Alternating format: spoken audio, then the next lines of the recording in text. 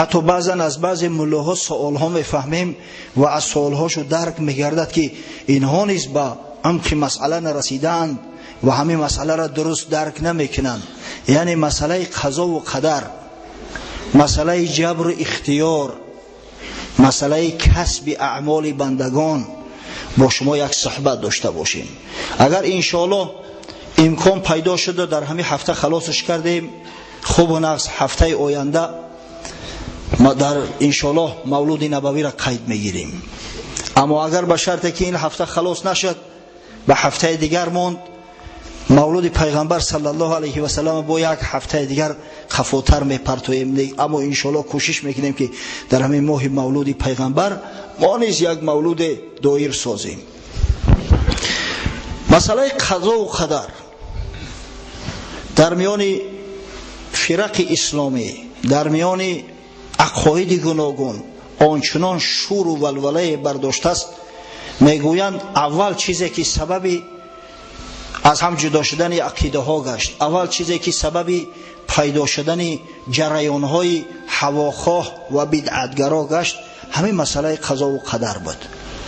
واقعا وقتی به قرآن نظر بیاندازیم، خداوند صراحتا میگوید انا جعلنا کل شیء بقدر، ما هر اشیا را به اندازش آفریده ایم. برای هر یک اشیا اندازه معینی را جور کرده ایم. فخلق کل شیء فقدره تقدیرا. خداوند بزرگ خود را وصف میکند که تمام اشیا را آفرید و تقدیر هر یکی را معین ساخت، اندازه عمل هر یکی را معین ساخت. پس هر کسی که قضا و قدر از جانب خدا نداند، با قولی اندک سبکتر بگیم که او قدر گوشخراش ننماید، از چهارچوبه اسلام خارج میگردد. تقدیر از جانب پروردگار بدنش در قرآن صراحتا ثابت است. اینجا مسئله سر دیگر می رود. مادام که خداوند همه چیز تقدیرش پیشکی معین کرد، همه مقدر هست، پس انسان عملی که میکند اون به قدر الهی است او به کوشش سعی خودش. بعضی ها بعد در از فرصت استفاده برده و بعضی کسایی که میخواستن در میان مسلمانان فتنه و آشوب برانگیزند، عقیده مسلمانان را مختل سازند، بعضی مسائلی را مثلا مطرح کردن که مادام که انسان از خود چیزی ندارد، مادام که همه به مشیت خداست، همه به تقدیر خداست، پس انسان باید که مجازات نشود. انسان مثل یک درخت، مثل یک چوب و که، مادام که فعالیت ندارد، همه خلق کرده خداست، پس مجازات برای چیست؟ و در مقابل بعضی های دیگر پیدا شدن که حتی که بعد انکار تقدیر شروع کردن، گفتن قضا و قدر نسبت انسان یک گپ بیهوده است، نعوذ بالله، و انسان خود خلق کننده و خالق افعال عمل خود است. انشاءالله اگر خدا که امکان بده در این مسئله اندک صحبت خواهیم داشت. واقعا وقتی قرآن میگیریم و میخونیم، آیت ها دلالت به آن میکنند که خداوند برای هر یک چیز تقدیری را معین ساخت. اما در ضمن این باز میخونیم جاهایی را که خدای تعالی انسان مسئول اعمالش گردانده است. مثلا خدای بزرگ میگه انا خلقنا الانسان من نطفه امشاج نبتلیه فجعلناه سمیعا بصیرا.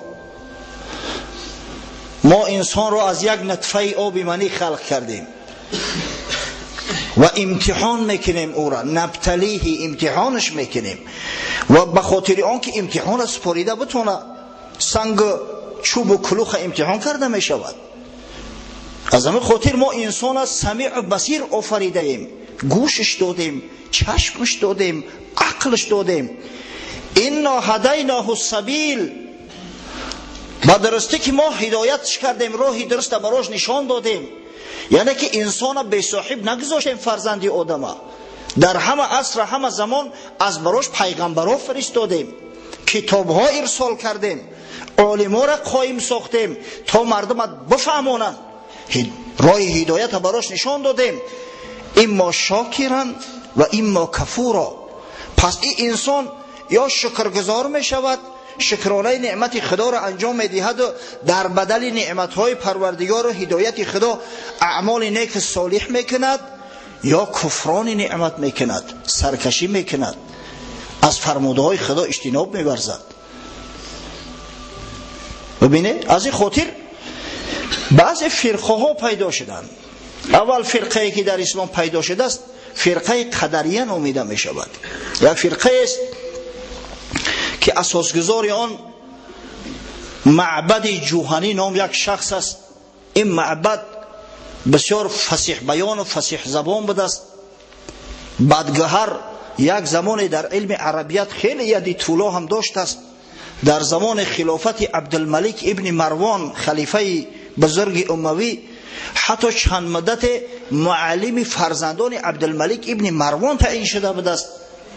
عبدالملک ابن مروان ایرا سفیر دولت اسلامی برون فرستاده بود، تعیین کرده بود. و این معبد جوهنی عقاید باطله و رذیله خیش را شروع کرد.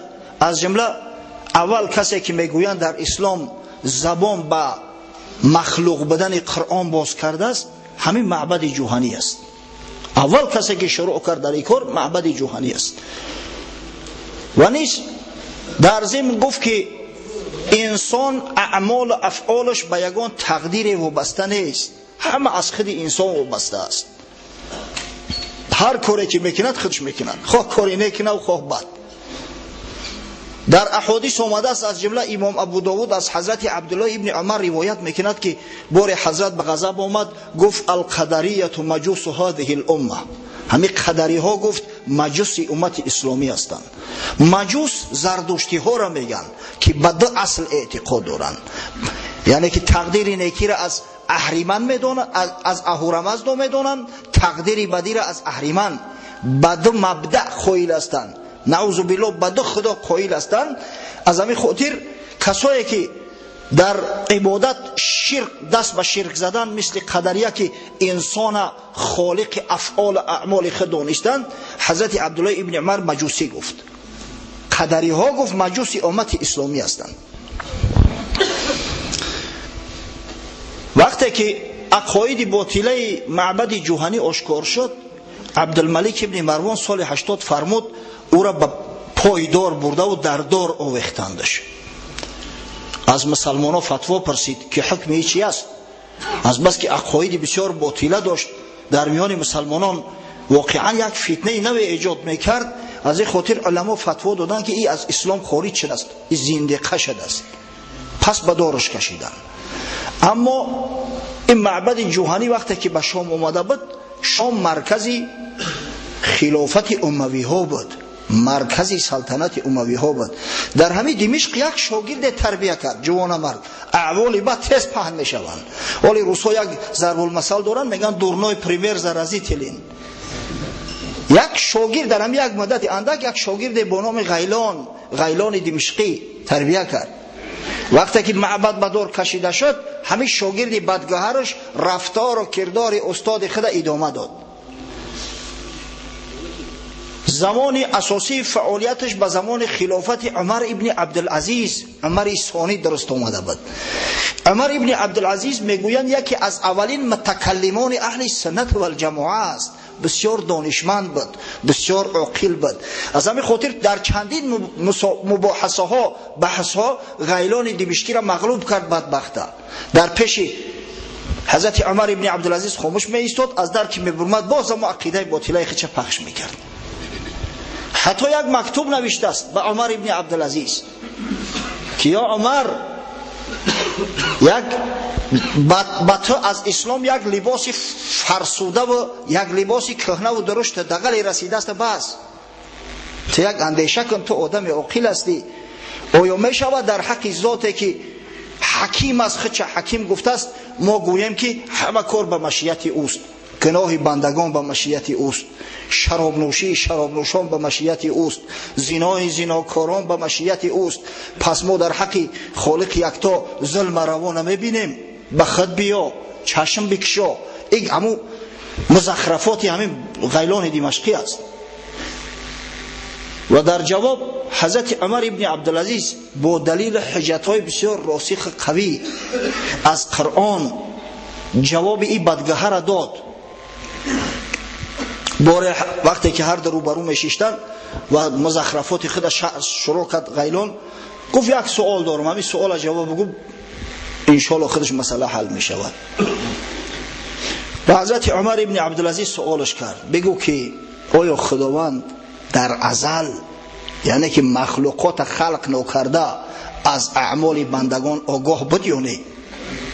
گفت بله. پس گفت این چی ادعا است؟ آخه رو درگور. خداوند در ازل ولی مخلوقات را خلق نکرده، از اعمال بندگی کلگیش آگاه بود. پس با چی ادعا میکنی؟ چه خیلی میتونه که انسان مخلوق عمل خودش باشه؟ آخه انسان که مخلوق عمل خودش باشه، خداوند در ازل از کجا از افعال او آگاه بود که او چه کارها میکند، عاقبت الامر به کجا میرود؟ میگم غیلان خاموش شد.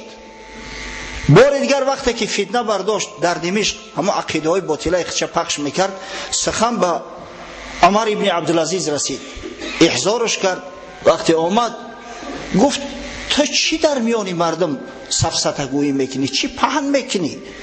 گفت هیچ، سخنی خدا را. گفت مثلا یعنی چی؟ همه آیه را که ما خوندیم همون را خوند از سوره انسان، که ما انسان از آب منی، از یک قطره آب منی خلق کردیم و او را امتحانش میکنیم. از این خاطر به انسان گوش، شنوایی و بینایی دادیم. ما هدایتش کردیم خواه شکرگزار شود، خواه کفران نعمت کند. عمر گفت در اینجا خاموش نبست، دوام دادم میگه یک سوره را خواندم. میگه خواند و 2 سوره آخرش مانده بود، جایی که خداوند میگه اعوذ بالله من الشیطان الرجیم و ما تشاءون الا ان یشاء الله ان الله کان علیما حکیما. شما هیچ اراده کرده نمیتوانید، هیچ عمل از شما واقع نمیشود مگر آنچه که خدا خواسته باشد. بدرستی که خداوند علیم است، بسیار داناست و حکیم و کاردان است. یدخل کل شیء فی رحمته، هر چیزی را که بخواهد در رحمت خود. یدخل من یشاء فی رحمته، هر کسی را که میخواهد، هر کسی را اراده میکند زیر رحمت خود میگیرد. هر کسی را که اراده رحمت نکرد در ضلالت گمراهی باقیش میمونه، جاهل میشوه و کافر میشوه و میرود. تمام گفت با پاسخت سوال گرفتی، رو درگوشت چرا یک آیت هم میخونی و آیت های دیگر اعتنا نمیکنی؟ اینا جنبستش کرد خداوند. و ما تشاءون الا ان یشاء الله، از دست شما هیچ کار نمی آید مگر چیزی را که خدا خواسته باشد، مگر چیزی را که در اون مشیت الله رفته باشد. اما وقتی که حضرت عمر ابن عبدالعزیز از دنیا رفت و به تخت سلطنت هشام ابن عبدالملک اومد، این هشام مثل عمر ابن عبدالعزیز دانشمند نبود که قطعی بیست بحث مناظره کرده. از همه خاطر وقتی دید که دست بردار نیست از عمل فسق و فجورش، در سال 105 هجری دانشمندان را دعوت کرد، از جمله امام اوزاعی را، امام شام، امام مسلمانان را دعوت کرد. گفت که همین بدگهر قطعی گپ زنه، ای چی دعوت باطله داره، اثباتش کنه. و اوزاعی 3 سوالش کرد به غیلان. گفت گوش کن، آیا خداوند امری را که بندگان از اون نهی کرده است کسی را به کردنش مجبور میکند؟ سوال دیگه، آیا خداوند وقتی که امر میکند به انجام دادن کار، آیا کسی را از همون کار منع میکنه؟ باز میداره. سیوم، آیا امری را که پروردگار حرام گردانده است برای بندگانش، آیا به کسی کمک میکنه که همون کار حرام انجام بده؟ دیگر خاموش ماند، زبانش لال گشت. اوزاعی گفت این زندیقه است، کافر است، و گرفتن دارش کشیدن این بدگهرم در سال 105 هجری. اما تأثیراتشون در مذهب معتزلیه اثر کرد. همین مسئله عدل، اگر خدا امکان بده وقتی که در موضوع معتزلی ها و عقیده اونا که رسیدیم بعد همین صحبت ادامه خواهیم داد. فقط معتزلی ها تا حد اینا ابله جاهل نبودن، معتزلی ها زیرک بودن. معتزلی ها نمیگفتن که انسان خالق کل اشیاست، انسان خالق اعمال خود است. نه، معتزلی ها میگویند که انسان خالق اعمال بد است، عملهای بدی که می شود از انسان خودش واقع می شود، اما عمل نیک حسنه ای که هست او از جانب پروردگار است. فَإِنْ أَصَابَكَ حَسَنَةٌ فَمِنَ اللَّهِ وَإِنْ أَصَابَكَ سَيِّئَةٌ فَمِنْ نَفْسِكَ. اگر عمل حسنه به شما اصابت کرده رسید و از جانب خداست، اما کاری بده شما گرفتار گشتید او از جانب نفس خود شما می شود. آیه قرآن تحریف نموده و دیگرگون نموده، یعنی که معناش دیگر کرده و عوض کرده در میان مردم جار می زدن با کلمه عدل که خداوند عادل است. نسبت خدای تعالی گفته نمی شود که مثلا کفر یک بنده به مشیت خدا شده باشد. خب اگه چی فرقیت است بین کسب و بین خلق؟ خلق آفرینش از هیچ چیزی را پیدا کرده نمیگویند. اصلا هر عملی که بنده میکند، جمیع اعمال بندگان، خواه حرکت باشد خواه سکون باشد، حقیقتا کسب خودی بنده است. اما خداوند تعالی آفرنده همین اعمال است. علما تحقیق بکنند. این سخن حضرت امام اعظم ابو حنیفه است در فقه اکبر. یعنی چی؟ یعنی میگویند که وقتی که بنده کاری را میخواهد شروع کند، وقتی که سعی تلاش برای انجام دادن کاری میکند، خداوند همون را میآفرد. از جمله امام بیضاوی میگوید هر وقتی که بنده برای انجام دادن کار عزم مصمم گرفت، الله بزرگ او عمل می آفریند و خلق میکند. امام سعدی تفتازانی در شرح عقاید نصفی آورده است که کسب بندگان چیزی را میگویند که بنده برای انجام دادن او سعی تلاش به خرج میدهد و خداوند او را خلق میکند. مثلا اگر ما گوییم که هر عملی که بنده میکند از خودش وابسته است و خودش خالق است، بسیار گپی بی معنی می شود. اما میخواهند که پرزیدنت باشند، همه میخواهند که ثروتمند باشند، همه میخواهند که یگان مصیبت بالای سرشون نیاید. اما ما حیات همه بینیم که چنین نیست.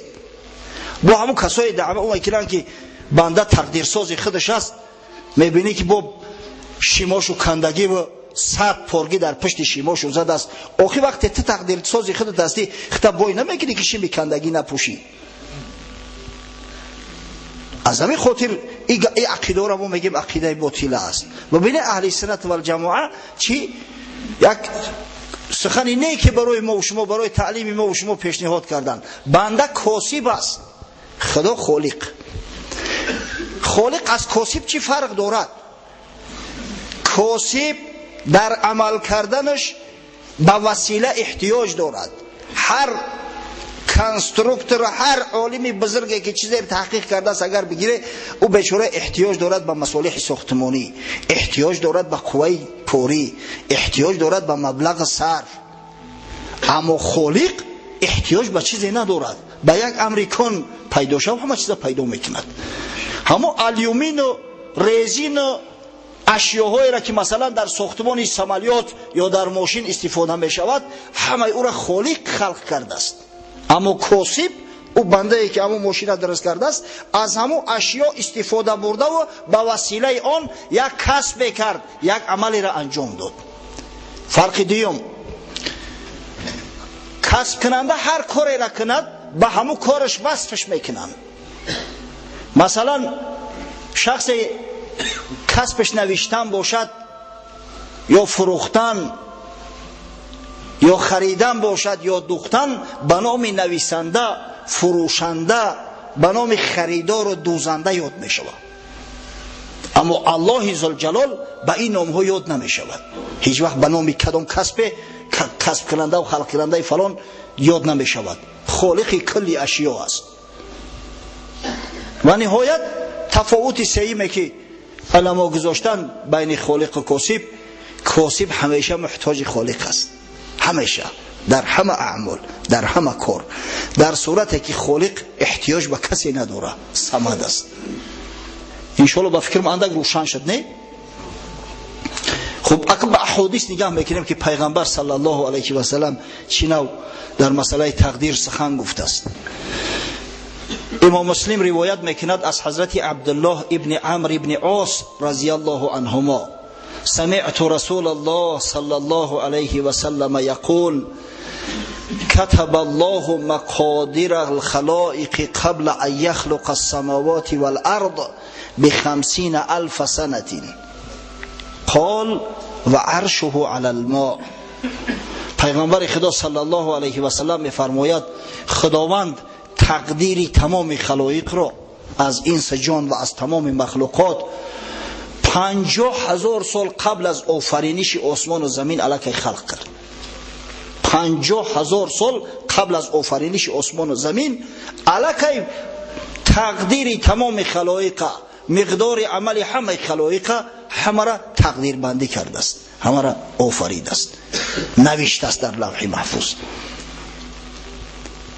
ببینید حضرت عباده ابن صامت انصاری صحابی پیغمبر صلی الله علیه و سلم روایت میکند بار رسول الله صلی الله علیه و سلم فرمودند: ان اول ما خلق الله القلم. بدرستی اول چیزی که خداوند خلق کرده است قلم بود. فقال اکتب، پس امر کرد به همون قلم آفریدش بنویس. قال ما اکتبو، قلم گفت پروردگارا چی بنویسم؟ قال اکتب القدر ما کان و ما هو کائن الی الابد.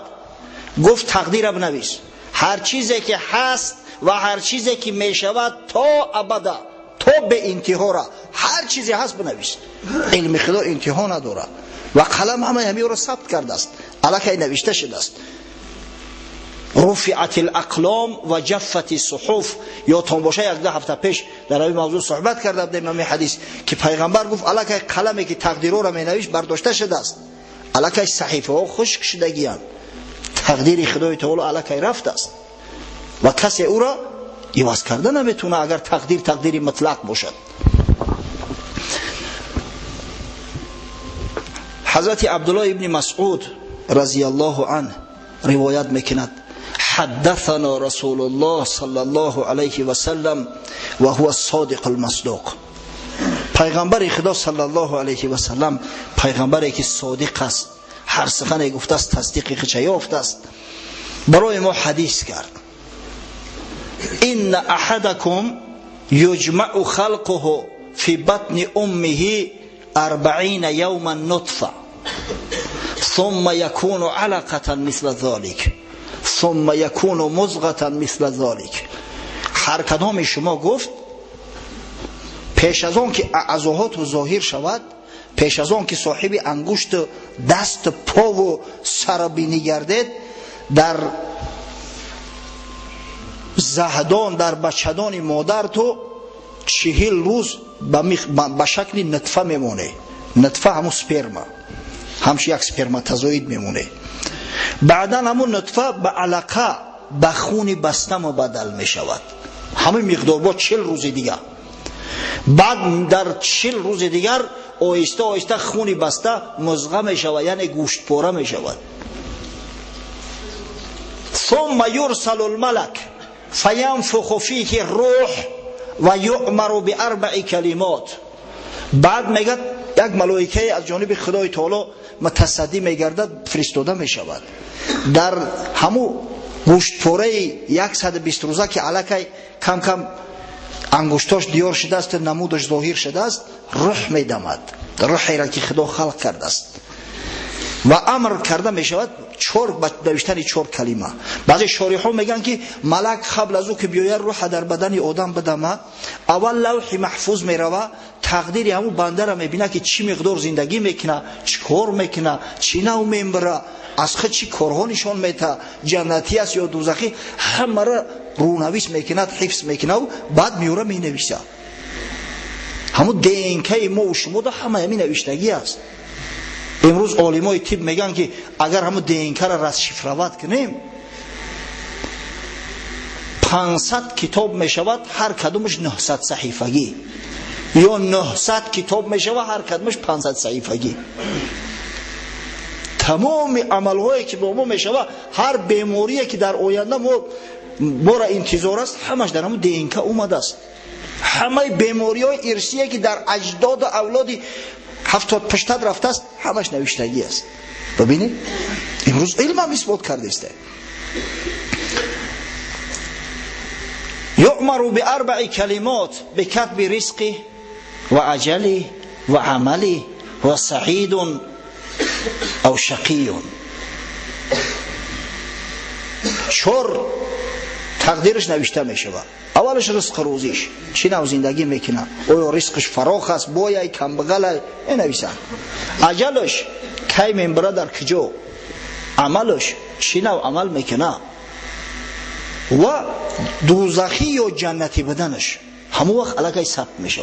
وقتی طفلک 120 روزه در بطن مادر است، بعد حضرت صلی الله علیه و سلم سوگند یاد کرد، فوالذی لا اله غیره ان احدکم لیعمل بعمل اهل الجنه حتی ما یکون بینه و بینها الا ذراع فیسبق علیه الكتاب فیعمل بعمل اهل النار فیدخلها.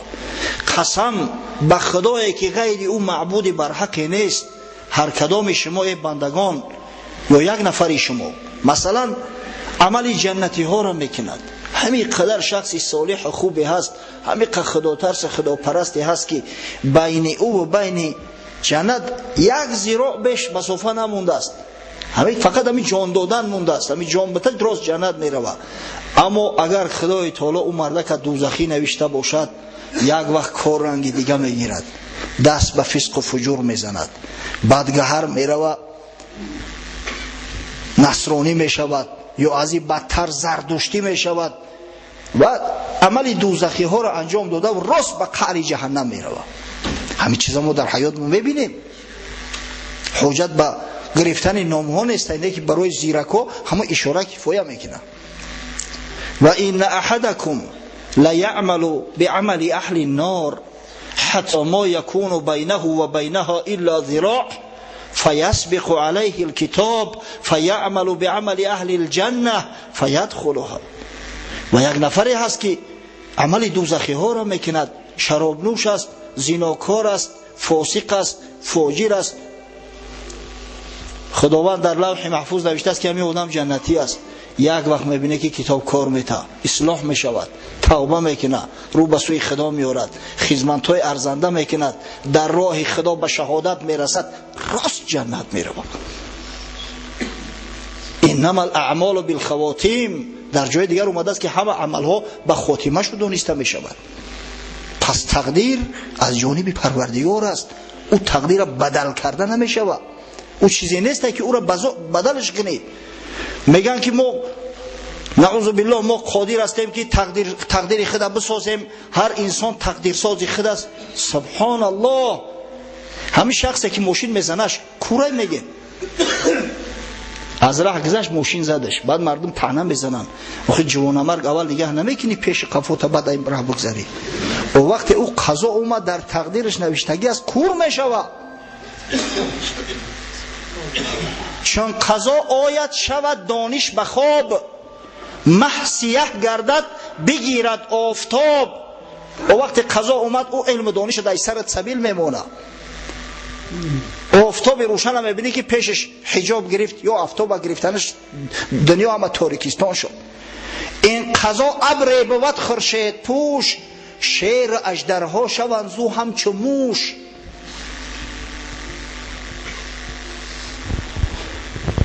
از این خاطر عقاید قدریه، عقاید معتزلیه درباره اون که انسان گویا خالق کردار خود است، اعمال بد از جانب خود انسان واقع می شده باشد، یک سفسطه بیش نیست. این عقیده اهل سنت و الجماعه نیست. در مقابل قدریه یک فرقه ظهور کرد با نام جبریه. جبریه اینا را جبری ها میگویند. چرا جبری؟ از برای اون که میگویند انسان قدرت ندارد هیچ کاری را انجام بده. انسان مثل همون درخت است، مثل که همین درختی بیچاره قدرت ندارد یگان کار انجام بده، انسان هم همون خیل است. حتی همون جنبیدن درخت هم با وزیدن باد مناسبت دارد. انسان هم هر کاری میکند، هر حرکتی میکند، همه از جانب خداوند مقدر است. از همین خاطر انسان جبران هر کاری را بکند میکند. انسان اختیارش در دست خودش نیست. این جبری ها متاسفانه در جامعه بسیار ریشه دووندن. ولی عمر خیام هم میخونیم، بعضی رباعیاتش از عمر خیام جبرگرایانه هستند، جبری هستند. مثل که جای میگد یا رب تگیلم سریشته ای من چی کنم، پشم قصبم تریشته ای من چی کنم، هر نیک بده که آید از من به وجود، تو بر سری من نوشته ای من چی کنم. از این نوجوان مردی زیاد میشه که خودت گناه کنی و با خداوند نسبتش بدی، دیگر سپرتوی که از دستی من چیکار می اومد چی کنم. سبحان الله. خداوند میگه اینا هدیناه السبیل، ما ترا صاحب چشم گوش بینی و عقل فراست خلق کردیم، ما ترا هدایتت کردیم، راه درست نشان دادیم. چرا به راه درست نرفتی؟ وقتی که به راه درست نرفتی عیب است که مثلا تو بهانه کنی که در تقدیرم نوشته بود از دست من چیکار میآید. حضرت مولوی یک قصه دارد، یک قصه را شرح توضیح داده است بیچاره، همیش بر ضد جبری ها. اختیار هست ما را بیگمان، حیث را منکر نتوانی شد از آن. هر یکی ما و شما به یگان شک شبهه اختیار داریم. خداوند ما را مختار خلق کرده است. حیث را منکر نتوانی شد از آن، سنگ را هرگز نگوید کس بیا، از کلوخ کس کجاب جوید جفا یا وفا. یگان کس سنگ میگه که سنگ بیا با پیش مکو، او سنگ قدرت ای کار کردن نداره. از همین خاطر میره خودت سنگ میگیری میوری. برزگاه را کس نگوید هین بپر، یا بیا ای کور تو بر من نگر. یگان کس برزگاه میگه کشش بگه که بپر، وقت برزگاه بیچاره پریدن نتونه، در حیز قوتش نباشد پریدن، چه خیلی او را مجبور میکنی که بپر. یا یک کور بگو که تو بیا نگاه کن شفا شما را نگاه کن چقدر زیبا و آزاده، چشم بینا نداشته باشد. این که گویی این کنم یا آن کنم، این دلیل اختیار است ای صنم. همون نقشه های میکشی که پگه او کارا میکنم یا حوزی از مسجد میبرم فلان کارا میکنم، همه قدش دلیل است بر اینکه خداوند را اختیار داده است، تو را مختار خلقت کرده است، یعنی صاحب اختیار جزئی هستی. جمله قرآن امر نهی است وعید، امر کردن سنگ مرمر را که دید.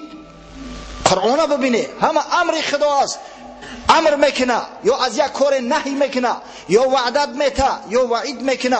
یگان که سنگ مرمر امر میکنه که اگر راست نبشتی قورت میکنم، او سنگ مرمر چی را میفهمه؟ پس ما صاحب اختیار هستیم.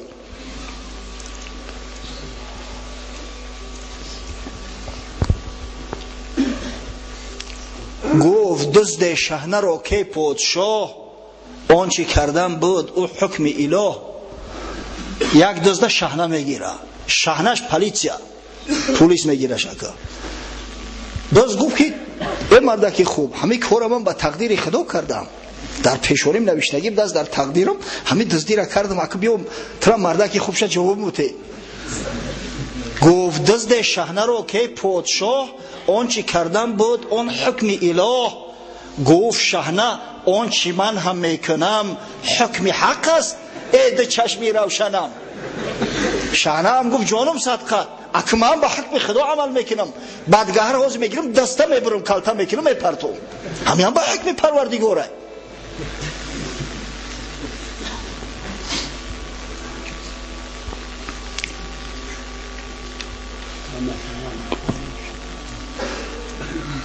از دکان اگر کسی تر ببرد کیم به حکم ایزی دست ای باخیرت بر سرش کوبی دو سه مشتی کره حکم حق این است که اینجا باز نه.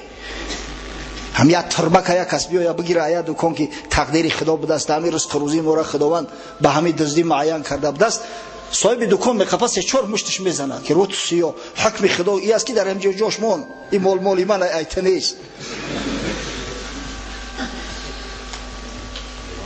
بر یک تربه چه این عذر ای فضول می نباشد پیش بقال قبول چون بر این عذر اعتماد میکنی بر حوالی اژدهای میتنی. ای مرده که به عقل یک اندیشه کن برای یک ترب که یک سوم قیمت نداره وقتی که همین عذری تو در پیش بقال قبول نیستی بگوی به حکم خدای میزنه دندونا تمیده میکنه تو چه خیل به امید همین عذر میشه که فردا روز قیامت خداوند بگه که بنده چرا عمل نکردی بگوی که پروردگار رو در نصیبم تو کرده دستی تقدیرم تو تعیین کردی چون بر این عذر اعتماد میکنی بر حوالی اژدهای میتنی. از این خاطر علمای اهل سنت و الجماعه گفتن لا جبر ولا تفویض ولکن امر بین الامرین. در اسلام نه جبر است نه اختیاری مطلق بلکه امر یک کار است بین این دو کار. یعنی که خداوند ما را صاحب اختیار کرده است اما اختیاری ما اختیاری جزئی است. ما خالق اعمال شده نمیتونیم اما کاسب اعمال شده میتونیم. ببینید این اختیاری جزئی انسان چقدر بلند پرواز کرد. انسان از خسکپه و نمیدونم از غارهایی که در کوه کنده میشدن با کیهان برآورد. آن همون اختیاره که جزئی همون اختیاره که اندک که خدای تعالی برای ما و شما داده است. امروز علم به حد ترقی کرده است که ای خونت میشینی با تمام عالم گپ میزنی توسط آینه نیلگون تمام عالم همش یک خانه شده است. اهمیت بهت نمیره تمام دنیا دیگه یک خانه شده است یک مکان شده است. اما قدری که ولی تکنیک زورش نمیرسه کمتر قفا مونده است در پای 3 روز به مسکو را میره و ایلو با تلفن در 1 ثانیه در مسکو میرسی یا که در تلویزیون هر لحظه مسکو را میبینی یا تمام دنیا را میبینی. همه دنیا به حیث یک خانه و یک شهرک شده است. همه را ببینه به همون اختیاری جزئی که خدای تعالی برای بندگانش داده است انجام دادن مردم. پس ما نمیتونیم بگیم که سبحان الله این قدری خدا به دست بنده اختیار نداره و بنده جبران هر کاری را میکنه. انسان البته که از درخت فرق میکنه حتی از حیوان ها فرق میکنه زیرا انسان عقل دارد.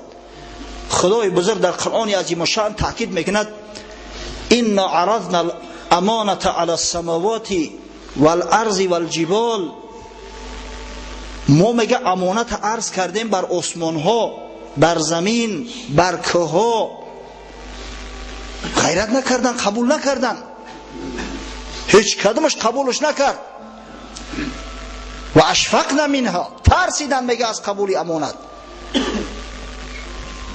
و حملها الانسان انه کان ظلوما جهولا. این امانت انسان میگه به خود گرفت. امانت یعنی هم تکلیف خدا را بدرستی که این انسان میگه ظلوم است یعنی عدل نداره و جهول است یعنی که نادان است. اما علمای تحقیق بگویند که ظلوم است عدل ندارد اما امکان عدالت کردن داره. جهول است نادان است اما امکان علم دانش پیدا کردن دارد زیرا خداوند براش اختیار داده است و خداوند هدایتش کرده است و خداوند براش پیغمبرها فرستاده است و خداوند براش کتابها فرستاده است. همه در قوت توانایی بشر هست. از همین خاطر در مسئله تقدیر قول اهل سنت و الجماعه همو است که نه جبر است نه تفویض بلکه یک امر بین امرین. ما میگیم خالق کلی اشیا الله ذوالجلال است و کسب کننده انسان است. انسان میتواند کسب کند قدرت کسب کردن دارد. در احادیث آمده است حضرت یک حدیث اندک برای بعضی‌ها مشکل به دست اوزی برای تو بیان میکنیم ان شاءالله بشرش میدیم، برای که در همین موضوع سوالم کردن. من از خودم از پیش خود مثلا یک موضوع را نمیگم، وقتی میبینم که در جامعه بسیار تشویش فراهم اورد، سوال و جواب در اطرافش زیاد میشود، بعد اون موضوع را مطرح میکنیم. حدیث است متفق علیه، بخاری و مسلم روایت کردن، اما این لفظی که ما میگیم از مسلم است، مفصل تر آورده استش. حضرت ابو هریره رضی الله عنه راوی امت اسلامی از پیغمبر خدا صلی الله علیه و سلم روایت میکنند: احتج آدم و موسی علیهما السلام عند ربهما. حضرت رسول الله صلی الله علیه و سلم میگویند آدم و موسی علیهما السلام در نزد پروردگار بحث کردند. ابن حجر عسقلانی در فتح الباری میگه یعنی در قیامت بحث کردن. فحج آدم و موسی، حضرت میگه در همین بحث آدم دست بالا بود، آدم غلبه کرد، آدم علیه السلام. قال موسی انت آدم الذي خلقك الله بيده ونفخ فيك من روحه واسجد لك ملائكته واسكنك في جنته. تو میگه آدم هستی، ابوالبشری هستی که خداوند خلقت کرد، در تو روح خلق کرده شد دمید، ملائکه های نازنینش امر کرد اومدن در نزد تو سجده کردن، تو را در جنتی بی‌نظیر جای کرد. ثم احبطت الناس بخطیئتك الى الارض. بعد او چیت بگم گفت با خطای کردگی فرزندای بیچارت از جنت کشیدی بروردی در زمین پرتفتی، مقصد به عیب تو امروز ما هممون زمینی شدیم و رفتیم. حضرت خواجه حافظ میگه من ملک بودم و فردوسی بر این جایم بود، آدم آورد بر این دیر خراب آبادم. ما مثل ملک در جنت بودیم، آدم علیه السلام گرفت همین داری فانی و داری خراب برا گرفت آورد. حضرت موسی را همون سخن گفته است که این قدر نعمت خدا برات داد، تو خطا کردی بیچاره فرزندات در بلا موندی. فقال آدم علیه السلام انت موسی الذي استفاك الله برسالته و بكلامه و اعطاك الالواح فيها تبيان كل شيء و قربك نجيا. گفت بچه جان تو همون موسی بنی اسرائیل هستی که خدای تعالی تو را به پیغمبری برگزید، با تو تکلم کرد به واسطه، با تو لوح‌ها عطا کرد که در او تمام اشیا، تمام احکام خدای تعالی بیان کرده شدند. تو را از مقربان خود گردانید، در کوه طور با تو تکلم کرده سخن گفت. فبکم وجدت الله کتب تورات قبل ان اخلق. گفت خداوند تورات چقدر پیش از تولد شدن من، خلق کردن من ثبت کرده است، نوشته است. حضرت موسی گفت به 40 عام، گفت یا آدم 40 سال پیش از خلق کردن تو خداوند تورات نوشت. قال فهل وجدت فيها و عصى آدم ربه فغوا. گفت ای موسی در تورات دیدی که خداوند بزرگ میگه که آدم به خداوند عصیان کرد، مرتکب مقصد جرم شد، همه گپ در تورات دیدی نوشتگی است. گفت بله. گفت پس تو مرا ملامت میکنی برای کاری که خداوند 40 سال پیش از خلق کردن من در نامه اعمالم نوشته است که آدم عصیان میکنه و از جنت رانده میشه، تو مرا برای همین کار میگه ملامت میکنی؟ و میگه فحج آدم و موسی علیه السلام. در بحث غلبه جانبی آدم علیه السلام بود. حضرت موسی خاموش استاد، اما خاموش استاد این معنی او را نداره که آدم علیه السلام بگه که خداوند در تقدیر من نوشته استش، از همین خاطر من امکان علاج او را عوض کردن نداشتم. نه، اینجا ملامت کردن حضرت موسی از جانب پدرش آدم علیه السلام به او خاطر است که میگه ای موسی تو میدونی که من در بدل یک جرمی که مرتکب شدم مدت 1000 سال توبه کردم و گریه کردم و ناله کردم و خداوند ما را عفو کرد و در تمام کتب آسمانیش را ثبت کرد، از جمله در تورات هم اومده است که خدای تعالی گناه ما را آمرزید، تو حال ما را طعنه میزنی برای هم کاری کردگی. معنای گپ ای است. هیچ کدام ما و شما نمیتونیم بگیم که خدای تعالی نوشته استش ای دستی ما چی میوید. سبحان الله، این خیلی گپ نیست، این گپ جنایت است. و آدم علیه السلام هم این گپ نگفت. گفت ربنا ظلمنا انفسنا و ان لم تغفر لنا و ترحمنا لنکونن من الخاسرین. پروردگارا گفت بر جان خود ظلم کردیم، عصیان کردیم، سرکشی کردیم. اگر تو گناه من نبخشی، اگر تو هدایتم نکنی و مغفرت نکنی، هر آینه من از زیانکارا هستم، در عذاب و مشقت باقی میمونم. و مدت 1000 سال گریه و ناله کرده، از خدا توبه طلبید و خداوند گناهش بخشید. از پدر آموز ای روشنجبین، ربنا گفت و ظلمنا بعد از این. از پدر تعلیم بگی، نه بهانه کرده، نه تقصیر جست، نه بنای مکر حیلت برفروخت.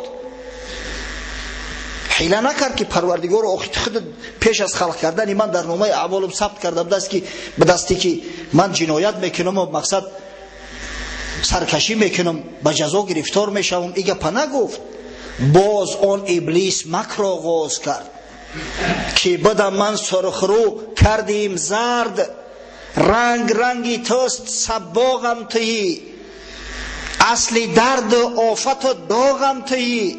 شیطان سرکشی کرد. سبب رد شدن مردود شدن شیطان ای است که جوانمرگ شیطانی بدگهر به کله نگرفت گناهشا. گفت ربی بما اغویتنی، پروردگارو به سبب آن که مرا در اغوا انداختی. نگفت که گناه از خودم شده است، بلکه گناه را به دیگران نسبت داد.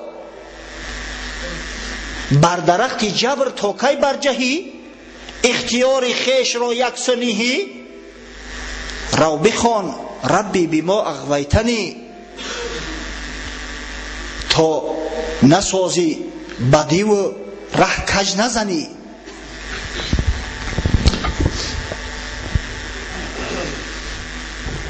پس هر کس ادعا میکنه که در نامه اعمال همین خیلی نوشته بوده است، از همین خاطر برای معلومات نکنه، او پیروی شیطان است، پیروی رحمان نیست، پیروی آدم نیست، پیروی موسی نیست، پیروی محمد نیست، بلکه پیروی شیطان است. زیرا این سخن خودش سخن شیطانی است و همه عمل شیطانی محسوب می شود. حضرت رسول الله صلی الله علیه و سلم بار همراه اصحاب بزرگوار نشسته بودند. حدیث متفق علیه است، بر روایت از علی رضی الله عنه که رسول الله صلی الله علیه و سلم فرمود ما منکم من احد الا وقد کتب مقعده من النار و مقعده من الجنه.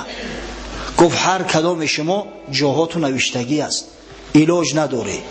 هر کس جنتی ها نامشو در جنت ثبت است، دوزخی ها نامشو در دوزخ. صحابه ها گفتن یا رسول الله افلا نتکل علی کتابنا و ندع العمل. ای حبیبی خدا، گفتن در این صورت عمل چی لازم است؟ پس ترک عمل میکنیم، توکل به کتابو میکنیم. هر کس جنتی باشه جنت میروه، هر کس دوزخی باشه دوزخ میروه. عمل چی لازم بده است؟ قدر جان غم دادن چی لازم بده است؟ حضرت گفت اعملوا فکل میسر لما خلق له. شما عمل کنید، به هر کس همون عمل میسر میگردد که خداوند برای همون خلقش کرده است. فاما من کان من اهل سعاده فییسر لعمل اهل سعاده. هر کسی را خداوند جنتی کرده است، جنتی خلقش کرده است، برای او عمل جنتی ها میسر می شود. ساعتی نماز اومد نمازش میخواند، وقتی فرض در ذمه‌اش است به قرار میگردد، روزش می دارد، امکان پیدا کرد حج خانه خدا را انجام میدهد، زکات مالش هم میپردازد. همه عملها عمل جنتی ها است و خداوند و پیغمبرای بزرگش ما و شما را خبر کردیم. پس به هر کسی که عمل جنتی ها میسر گردد، یعنی هر کسی را خداوند جنتی گردانده باشد، به او عمل جنتی ها میسر میشود. و اما من کان من اهل الشقا فییسر له عمل اهل الشقاوه. اما هر کسی که اهل دوزخ است، همون عمل دوزخی را دوست می‌دارد. دست به فسق و فجور میزند، دست به حرام و حلال میزند. اگر نصیحتش کردیم میگه در تقدیر من خیلی نوشتگی به دست، از دست من چیکار میآید؟ هر نیک بده که آید از من به وجود، تو بر سر من نوشته من چی کنم؟ با همه شعار فاسقاشی دست متاسفانه امروز. حضرت مولوی در جواب همه جبرگراها یک نظم بسیار عالی گفته است. ان شاء الله همون نظم میخونیم و وقتی نمازم شده است نماز شروع میکنیم. حضرت میفرماید اون یکی میرفت بالای درخت، میفشاند اون میوه رو دزدانه سخت. صاحب باغ آمد و گفت ای دنی، از خدا شرمی تو کو چی میکنی؟ یک مردک بالای درخت برآمده است، ملا طبیعت به دست جوان مرد، با کم کم سواد هم داشته است، دعوای عالمی هم میکرده است. میوه باغی کسی را دزدی میکند که صاحب باغ میآید و میگه اخی خونه در بلندی تو دعوا میکنی که من علم دارم دانش دارم، ایزان هم میکشی، تو نمیدونی که همین مال کسی را گرفتن حرام است، دزدی است.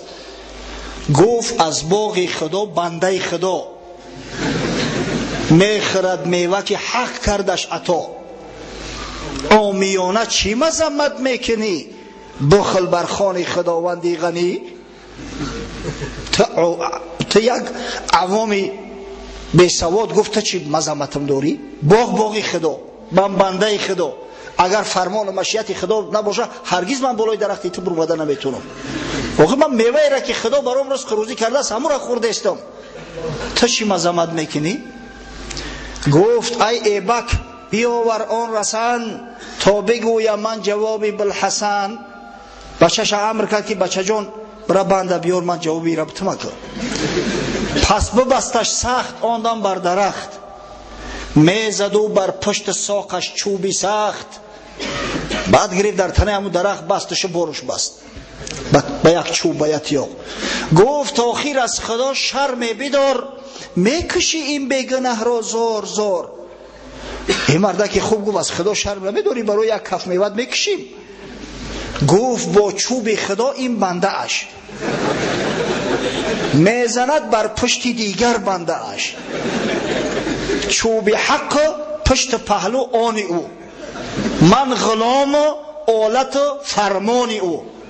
و تو گفت عالمی دانشمندی، چوب خدا، من بنده خدا، اگر امر خدا نباشه من تر نبسته میتونم نزدت میتونم، به فرمان خدا برگای درخت نمیخلته. تو چی دعوا میکنی؟ به امر خدا زده استمت، پشت پهلوی درم از خدا است. گفت توبه کردم از جبر عیار، اختیار است اختیار است اختیار. گفت توبه کردم نکشم که حقیقتا انسان اختیار داره، اختیاری کردن و نکردن کاری را خداوند براش داده است. بعد حضرت نصیحت میکند یک مثال ای دل پی فرق بیار تا بدانی جبر را از اختیار. همین یک مثال عادی میگه براتون میارم و به همین معین میگرده که جبر چیست اختیار چی است و بینشو چی تفاوت است. دست کان لرزان بود از ارتعاش، وین که دست را تو لرزانی زیجاش. بعضی شخصا به سبب بیماری یا به سبب پیر و بیمدار شدن دستاشو میلرزد، دست خشونه نگه داشته نمیتونن. و حالت دیگه‌مش اینا من مثلا دستم نمیلرزه و اینا لرزوندمش. هر د جنبش آفریده حق شناس، هر درم خدا خلق کرد، هر د به مشیت خدا است. هم جنباندن دست من اگر خدا راضی نباشه من انگوش جنباندن نمیتونم، و هم جنبیدن دست شخصی بیمار. لیک نتوان کرد این با آن قیاس، اما اینا به هم دیگر مقایسه پذیر نیستند. زیرا که این را من به اختیاری خودم جنبانده استم، او بیچاره بیمار اختیار نداره در کارش، جبران شده است. از همین خاطر در اعمال شرعی لا جبر ولا تفویض ولكن امر بین الامرین. نزد اهل سنت و الجماعه ما نه قول جبر قبول داریم نه قبل قدری ها را که انسان خالقی اعمال خود است، بلکه امر بین امرین که انسان کاسب است و خداوند خالق اعمال. ربنا افتح بیننا و بین قومنا بالحق و انت خیر الفاتحین برحمتک یا ارحم الراحمین. نوردین پسر حاجی امردین دعا میکنیم. این برادر یک خیر کرده است، به حد پنهانی کرده است خیرش که باور کنه در همون سیستم پاییز که گوگل در اومدیم بعد پیداش کردیم. خداوند خیر احسانش قبول و مقبول گرداند، در نامه اعمالش ثبت سازد. در حق ثمرالدین برادرمون که محیب است، خداوند از جمیع بلا و آفات ارضی و سماوی نگهبانش باشد. در حق استاد حاجی شمس‌الدین دعا میکنیم که خداوند سعادت دارین نصیب و روزیش گرداند، در کسب و کار و زندگیش برکات عطا کند. در حق برادرم حاجی سفر به منزل نو کوچیده است، خداوند منزل براش مبارک گرداند، مساعدت کنه که همیشه از خونش صدای تلاوت قرآن و ذکری فرزنداش به گوش رسد. در حق برادر یک شاگرد داریم سید عطا و ایشون جمال الدین. سید عطا را وعده کردیم در حق دعا میکنیم، ایشون جمال الدین هم چه خوش کرد که ما هم همجا خوش کردیم. دعا میکنیم که خداوند از جمیع بلا و آفات نگهبانش باشه و میل و محبتشون به اسلام بازم زایی‌تر گرداند. در حق برادر حاجی سلطان و جمیع محبان، هر کسی که محب است، هر کسی اسلام دوست می‌دارد، هر کسی که محمد صلی الله علیه و سلم دوست می‌دارد، هر کسی که علما را که وارثای محمد صلی الله علیه و سلم هستند دوست می‌دارد، خداوند از جمیع بلا و آفات نگهبان